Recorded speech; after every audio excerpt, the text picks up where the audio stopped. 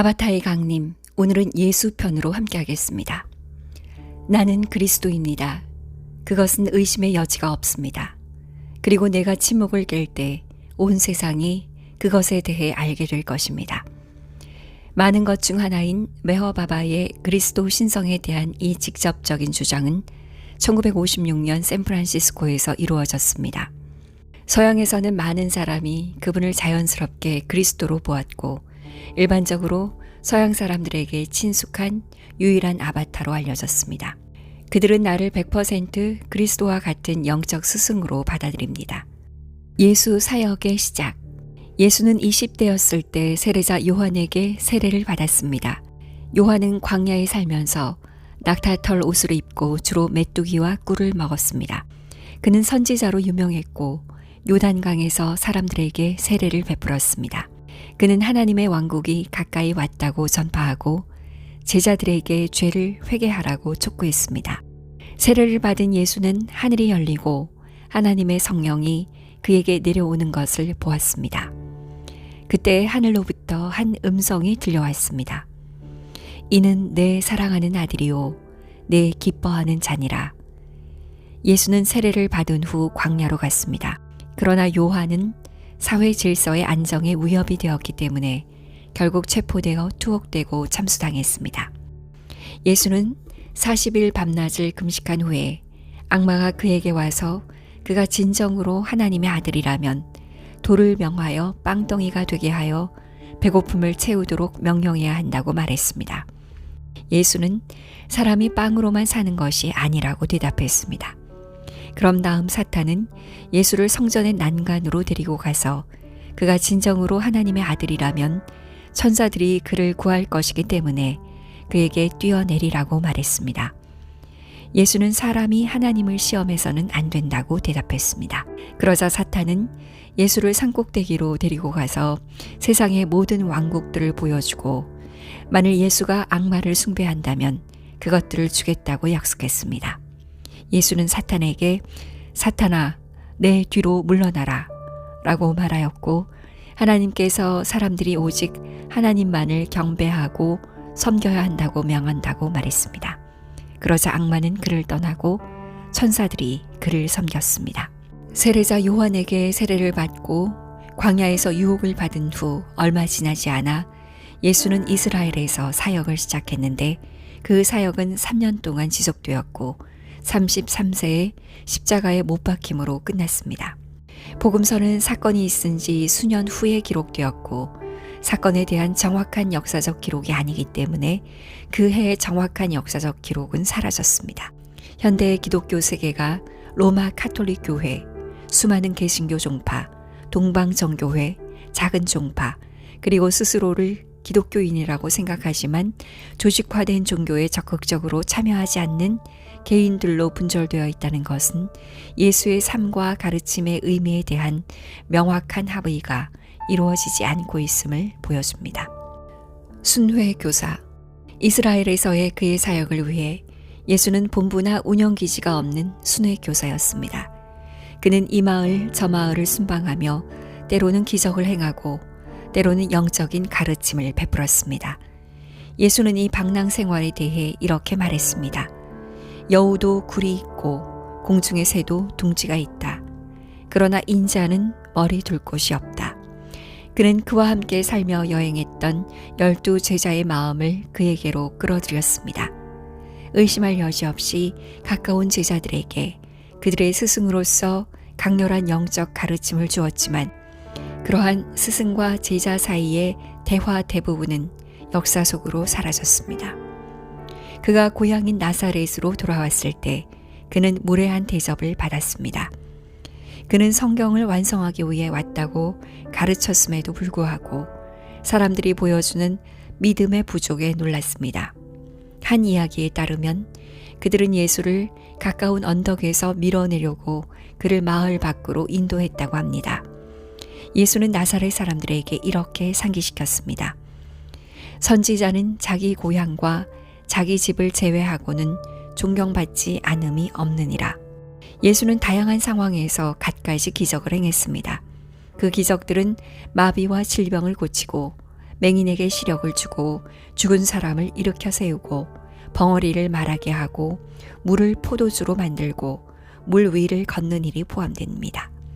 한 번은 예수가 바람에 흔들리는 배에 탄 제자들을 구하기 위해 물 위를 걸어왔습니다. 베드로는 배 밖으로 나와 예수를 향해 물 위를 걸어가려다가 가라앉기 시작했습니다. 그는 주여 나를 구원하소서라고 외쳤습니다. 예수는 즉시 손을 뻗어 베드로를 배 안으로 끌어들였습니다. 랍비들과의 갈등. 예수는 그의 사역 내내 유대 종교 제도를 가차없이 공격했습니다. 안식일에 병자를 고치는 등 종교적인 규칙을 자주 어겼을 뿐만 아니라 반복적으로 종교 관계자들을 조롱거리로 지목했습니다. 한 번은 유대교 회당에서 안식일에 한 남자의 쇠약해진 손을 고쳐주었습니다. 그때 바리새인 사람들이 나가서 그를 어떻게 멸할 것인가 하는 그에 대한 평의회를 열었습니다. 또 다른 경우에 그는 바리새인들에게 이렇게 말했습니다. 오 시대의 독사들이여, 어찌 악인들이 선한 말을 할 수 있겠는가. 또 다른 경우에 예수는 율법학자들과 바리새인들을 위선자라고 비난했습니다. 예루살렘에서 예수는 율법학자들을 공격하며 다음과 같이 말했습니다. 과부들의 집을 집어삼키고 거칠애를 하기 위해 긴 기도를 한다. 이들은 더 큰 저주를 받을 것이다. 한 바리새인이 예수에게 저녁 식사를 청하였으나 예수가 식사 전에 자신의 컵과 접시를 씻지 않은 것을 보고 깜짝 놀랐습니다. 예수는 그들에게 말했습니다. 이제 너희 바리새인들은 잔과 대접의 겉을 깨끗이 한다. 그러나 너희 속은 탐욕과 사악함으로 가득 차 있느니라. 예수가 환전상들을 성전에서 몰아낼 때 그는 성전을 도적의 소굴로 만들었다고 성전 관리 책임자들을 비난했습니다. 당연하게도 유대인 종교센터는 그들에 대한 예수의 공격에 분개했고 그에게 보복하기를 원했습니다. 예수가 예루살렘 성전에서 가르칠 때 대제사장들과 율법학자들이 그에게 손을 대려고 하였습니다. 그들은 백성을 두려워했습니다. 예수는 자신의 행위가 제사장들을 불쾌하게 할 것임을 알고 제자들에게 장로들과 대제사장들과 율법학자들에게 버림을 받을 것이다 라고 말했습니다. 복음서에 따른 예수의 가르침. 복음서에 구체화된 예수의 본질적인 가르침은 다소 이해하기 어렵습니다. 그의 가르침의 초점은 종종 그리스도인들이 하나님의 아들로 받아들여야 하는 예수 자신입니다. 그의 생명을 찾는 사람은 그것을 잃을 것이고 나를 위해 그의 생명을 잃는 사람은 그것을 찾을 것이다.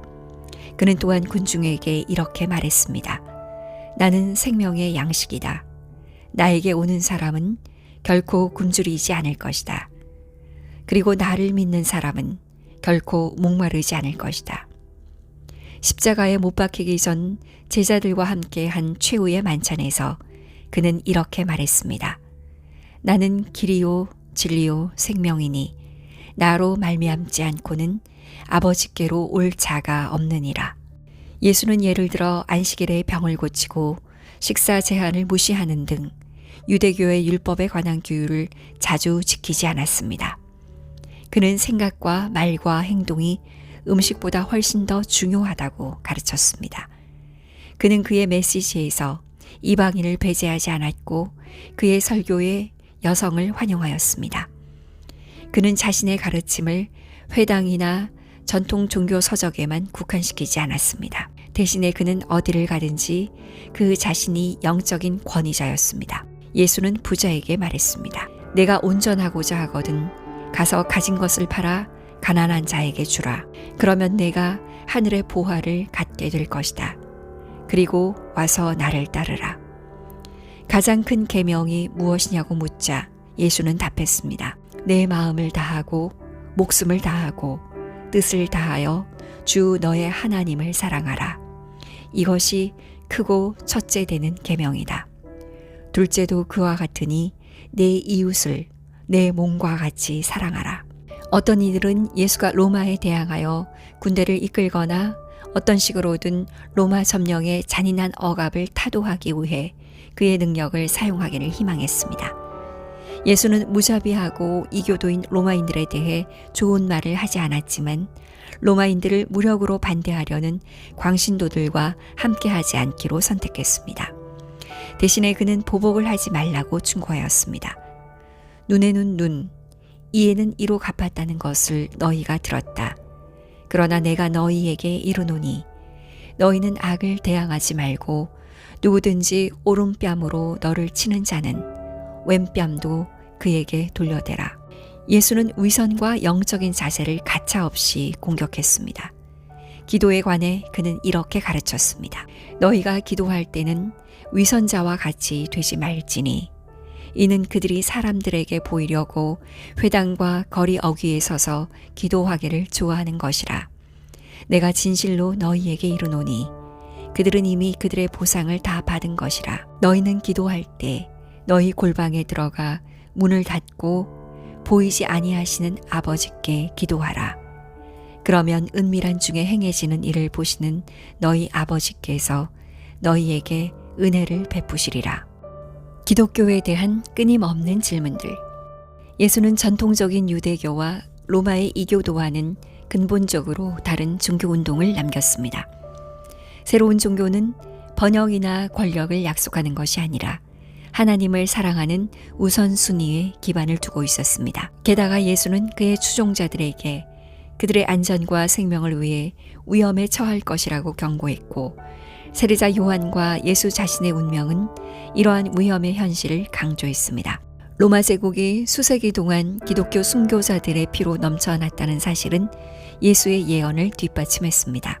돌이켜보면 예수는 제자들에게 그들이 한 위험을 감수하도록 강력한 동기를 부여했습니다. 그 동기는 복음서에서 하나님의 왕국으로 언급되었습니다. 하나님의 왕국은 수년에 걸쳐 여러 기독교인들에게 서로 다른 것을 의미했습니다. 예수는 제자들에게 일반적인 세상에 대한 그의 가르침과는 다른 차원에서 영성에 대해 가르쳤습니다. 너희에게는 하나님 나라의 비밀을 아는 것이 허락되었으니 다른 사람들에게는 비유로 주어진다. 그것은 그들이 보아도 보지 못하고 들어도 깨닫지 못하게 하려 하심이라.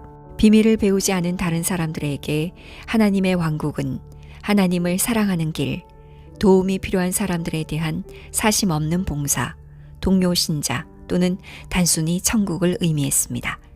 그러나 예수는 천국에 대해서는 거의 언급하지 않았습니다.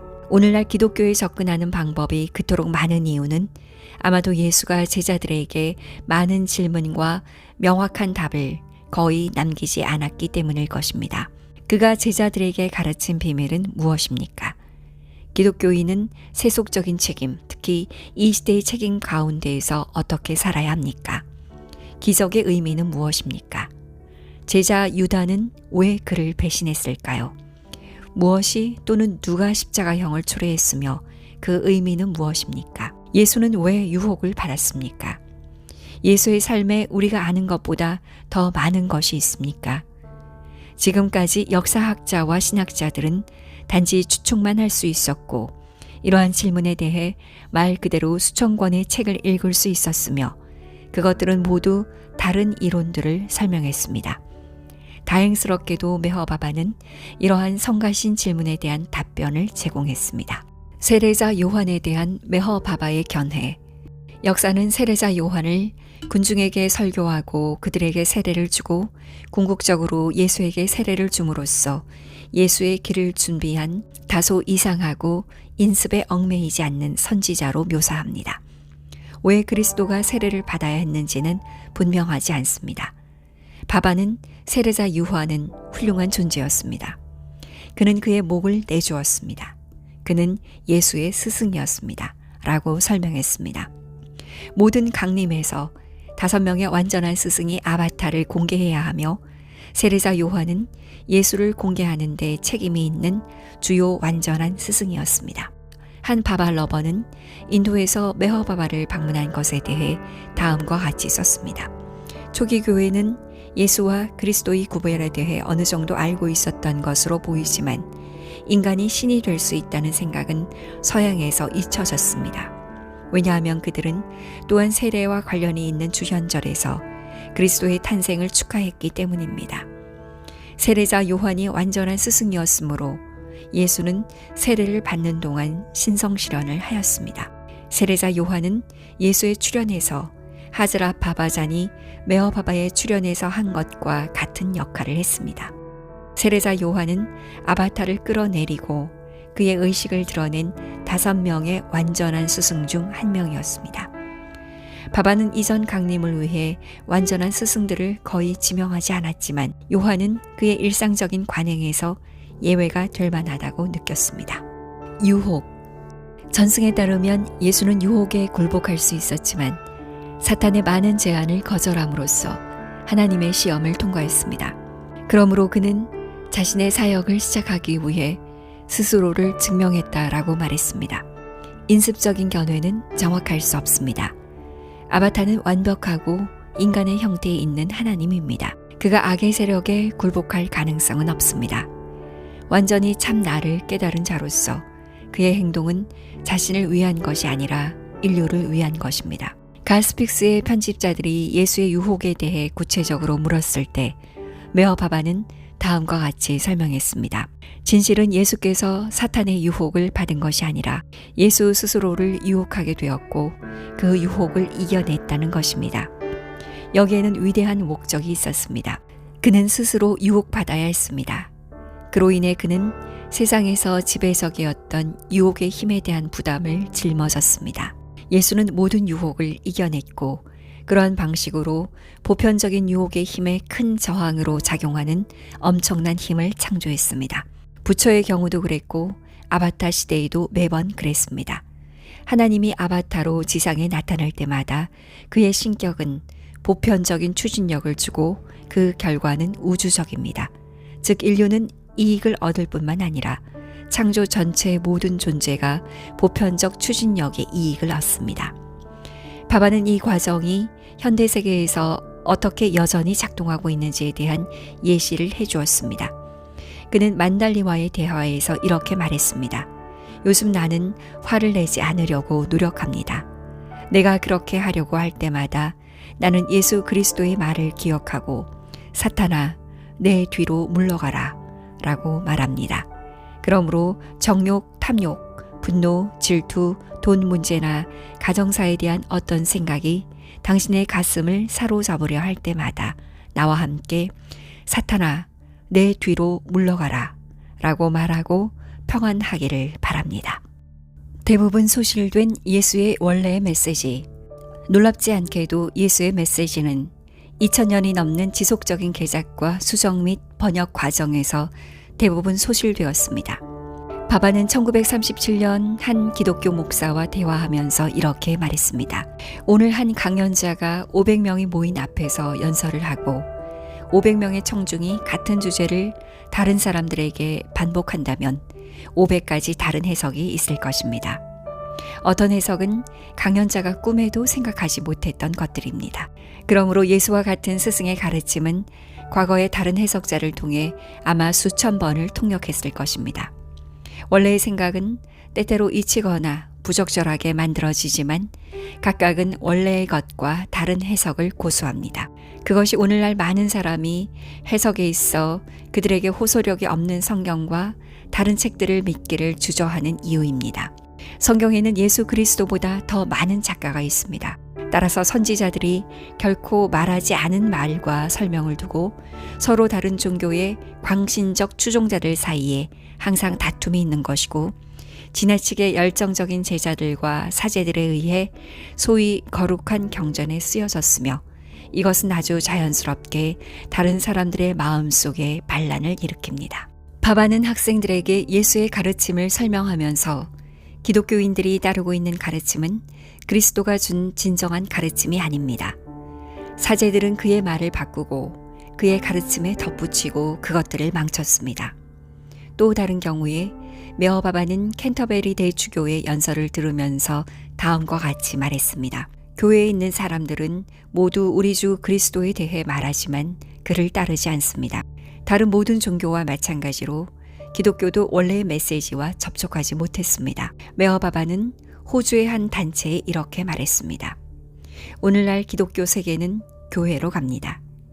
그들은 설교와 예식이 뒤섞여 있고 예수님이 보편적으로 행하기를 원했던 것을 잊어버립니다. 현대 기독교가 예수의 원래 메시지와 거의 유사하지 않다는 생각은 우리에게 예수가 쓴 글이 없다는 사실과 복음서가 십자가에 못 박힌 지 수년 후에 쓰였다는 사실에 비추어 보면 충격적이지 않습니다.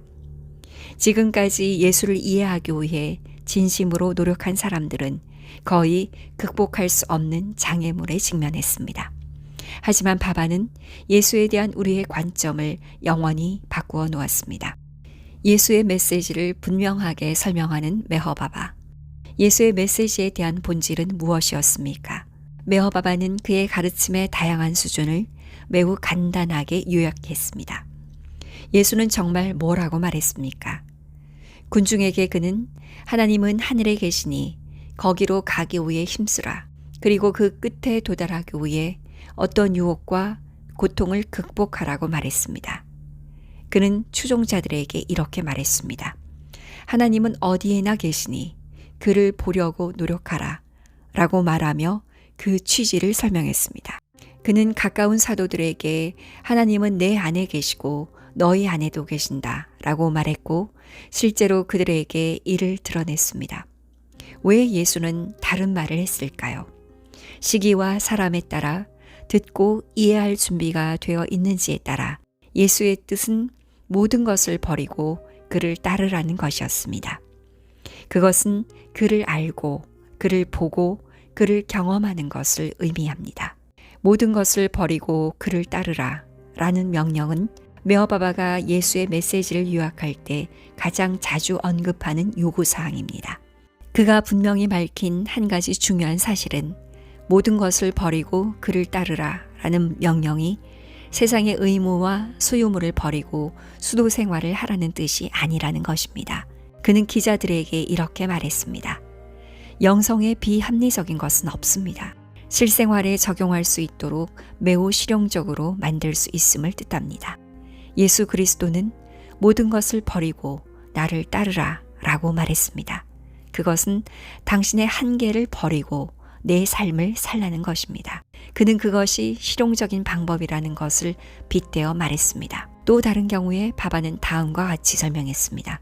모든 것을 버리고 나를 따르라 라는 것이 무슨 뜻입니까?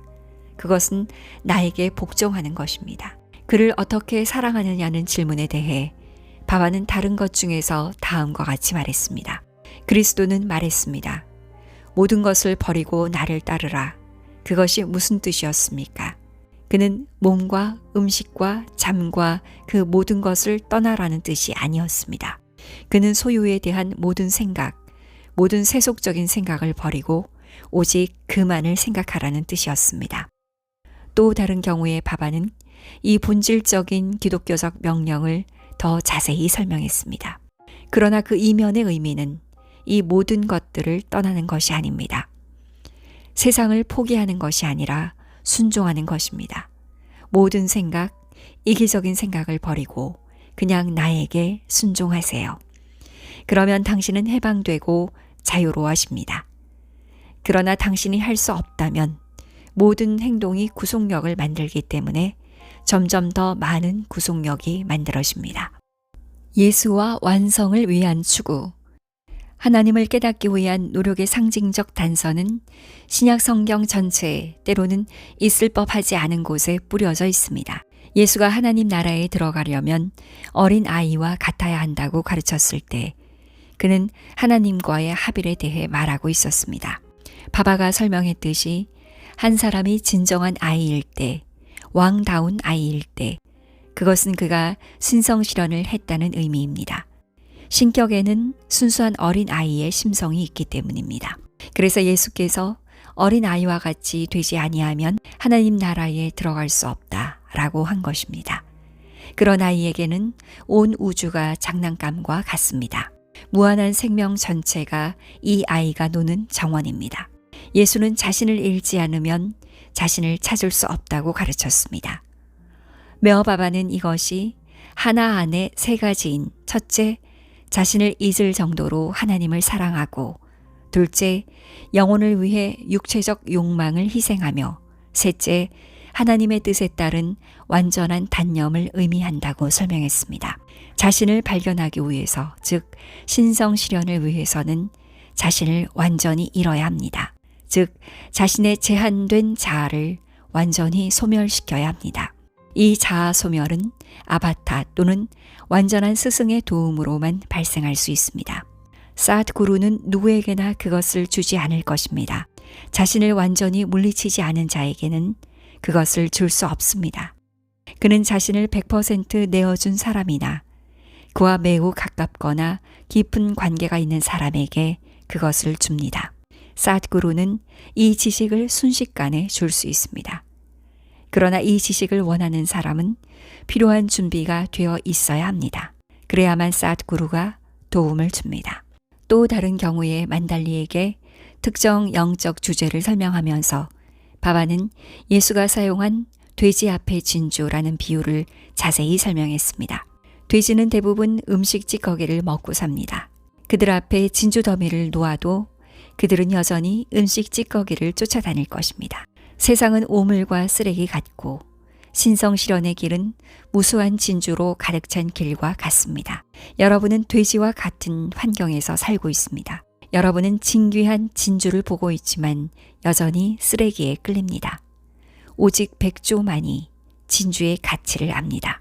아바타나 완전한 스승은 약점을 용서하고 열망자가 이를 극복하도록 도울 수 있습니다. 바바는 만달리에게 자신의 약점을 드러내도록 요청한 후 이 아바타의 용서에 관한 예수의 삶에서 다음과 같은 이야기를 들려주었습니다. 내가 오늘 여러분에게 공개적으로 여러분의 약점을 고백하라고 요청한 것처럼 예수는 매일 정해진 시간에 제자들과 만나 그들의 약점을 용서하고 조언을 해주곤 했습니다. 예수의 이 행위로부터 가톨릭 신자들은 오늘날까지 고해 성사를 받기 위해 사제에게 다가갑니다. 그것은 좋은 관행입니다. 그러나 자백과 사면 후에는 그 행위를 반복해서는 안 됩니다. 잘못이 반복된다면 그것이 무슨 이득이 있겠습니까? 7일 동안 700가지의 잘못을 저지르고 사제에게 가서 고백하고 나중에 그것을 반복한다면 아무 소용이 없습니다. 그리스도는 각자의 영혼 안에 삽니다. 그는 순종에 감동하여 그의 은총을 풀고 열망하는 사람과 그의 사랑을 나누도록 그를 움직이게 할 것입니다. 기도로 그에게 다가갈 수는 있지만 위선적인 사제들과 율법학자들에게 상기시켰듯이 하나님은 공공연하게 행해지는 쇼나 과식적인 의식과 의례를 위해 행해지는 기도에는 감명받지 않습니다. 바바는 그의 가까운 제자들 중 한 명에게 다음과 같은 설명을 하기 위해 기도에 대해 물었습니다. 하나님이 듣는 기도는 가슴의 기도요. 그것은 가슴에서 일어나며 가슴의 고통입니다. 그것이 하나님이 주목하는 기도입니다. 그래서 그것은 중요하지 않으며 확실히 일반적인 종교적 관습과 의식에 의존하는 것은 어리석은 일입니다. 중요한 것은 여러분의 가슴입니다. 가슴으로부터 우러나오는 기도입니다. 그것이 바바가 듣는 기도요, 하나님이 듣는 기도입니다. 바바는 예수 그리스도가 기도할 때는 문을 닫고 은밀히 기도하라 라고 말했을 때 바로 이렇게 말했다고 말합니다. 그러므로 천명과 함께 있더라도 가슴에서 진심으로 기도하세요. 사람들은 기도를 모두 외우고 있지만 진의를 파악하지는 못합니다. 그렇지 않으면 하나님이 들을 것입니다. 자신을 바침으로써 진심으로 기도하세요. 자신을 내어주는 것이 아니라면 말만 하거나 가만히 있는 것은 아무 소용이 없습니다. 중요한 것은 여러분 가슴의 기도, 자신의 심장을 주는 것입니다. 그러한 기도들은 응답받습니다. 예수는 여러분이 온 존재를 다해 구하지 않기 때문에 요청하지도 않고 구하지도 않는다는 것을 의미했습니다.